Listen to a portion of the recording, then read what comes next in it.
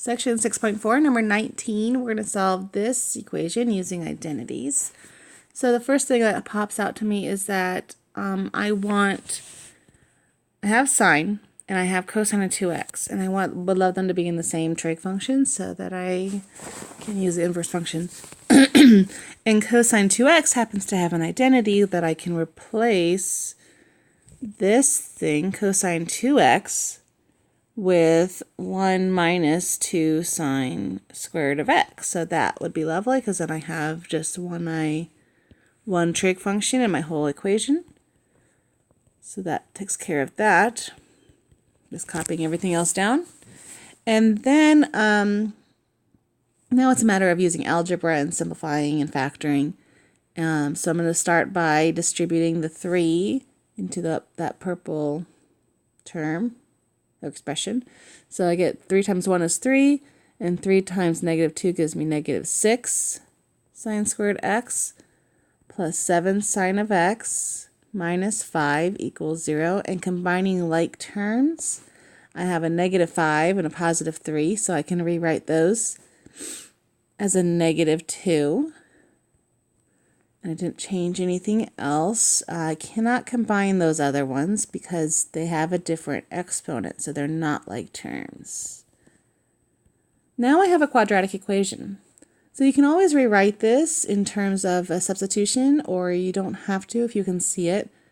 Sometimes it helps though if you can't see it. So let's let that sine of x equal u. So let u equal sine of x. Then I can rewrite this whole thing as negative 6 u squared plus 7u minus 2. And then I have a quadratic equation.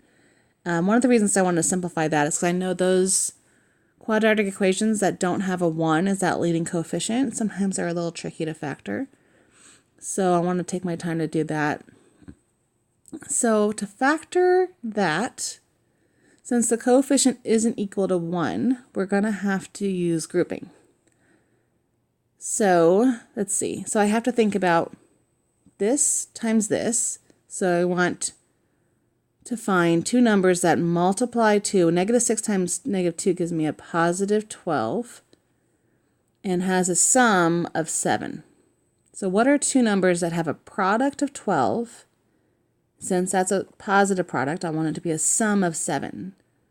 So the two numbers that pop up to me are a 3 and a 4, both positive.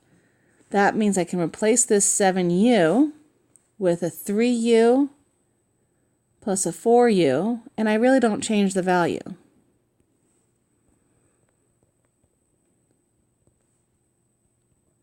I didn't change the value of anything. All I did was kind of break up that 7u into pieces that will factor with a negative 12. So now it's about now I do the grouping. So I group this group, these first two terms, and the second two terms. And in the purple group, GCF this one, I find that I have a GCF of 3u, leaving me with a negative 2u plus 1. And in the second group, I have a GCF of 2, which leaves me with a 2u minus 1 equals 0. And these are the goal here is to have this thing and this thing be identical. They're very close. The only difference is that it's an exact opposite. So if I just multiply by a negative 1 or pull out a negative 1, divide by a negative 1. So instead of a positive 2 in front, I'll put a negative 2 out in front. And that leaves me with a negative 2u plus 1, which looks just like that other one. So I'll just, I haven't changed anything over there, so I'll go ahead and just copy that down. Negative 2u plus 1. But notice that I now have exactly the same thing here and here. I'll go ahead and change that to blue. So you can see that the orange is our common factor in these two terms. So here's one term, two terms, but they both have a common factor of negative 2u plus 1. So I'm going to pull that out in front. So that's negative 2u plus 1. Since I'm pulling out as a factor, it goes in parentheses. And I'm left with 3u minus 2. That all equals 0. This is a product now. So now that it's a product, because I've factored out the negative 2u plus 1, so it's a product now. And that now I can use a zero product property. So I have negative 2u plus 1 equals 0, or 3u minus 2 equals 0. On the left, I get negative 2u, subtracting 1 from both sides, and then dividing by negative 2 gives me u equals 1/2. Or, on the right side, I get 3u adding 2 to both sides, and dividing by 3 gives me u equals 2/3.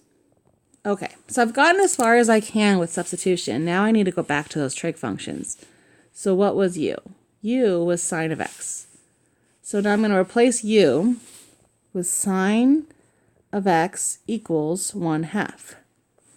Or sine of x equals 2/3. Now to get x by itself, we just take the sine inverse of both of those equations. So sine inverse, sine inverse. So on the left here, I'm left with an x because the sine and the sine inverse cancel each other. I'm left with an x.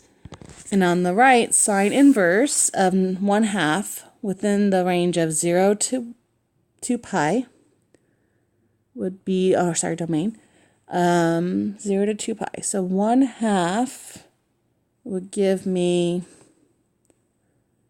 pi over 6, or 5 pi over 6.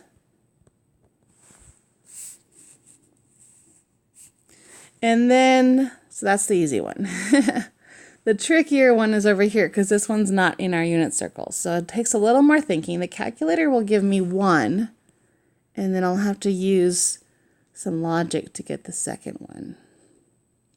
So if I take the sine inverse of both sides, I get that x equals, I'm not in my calculator.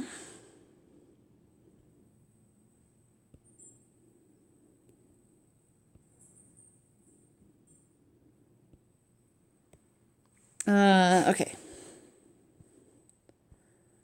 So I have, make sure I'm in radians, and I want to toggle my first and second degrees to get a sine inverse. So I get sine inverse of 2 divided by 3. Close my parentheses, and I get that. I'm going to round to 4 decimal places because that's what the directions say to do. And then there's another solution in 2 pi because of the shape of this function. So if one of them is okay, now that's going to be in quadrant 1, and this is sine. Let me get so if this is 0.7297, we need to find the other y. That's what is the other possible value of giving me a y of 2/3 would be on this side with this little angle being 0.7297. But I want the angle that starts from the positive x direction, so I need this angle. So in order to get that, I have to start here and subtract that little angle. So I start with pi minus 0.7297, and I'll just leave that in the calculator so I get the most accurate possible solution. So I get, I'm actually going to move my cursor to the front and say pi minus that gives me 2.4119, rounding up to the 4th decimal place. So there is a solution. There's another solution, and than our original two solutions from the other equation. So there's 4 possible solutions for this one.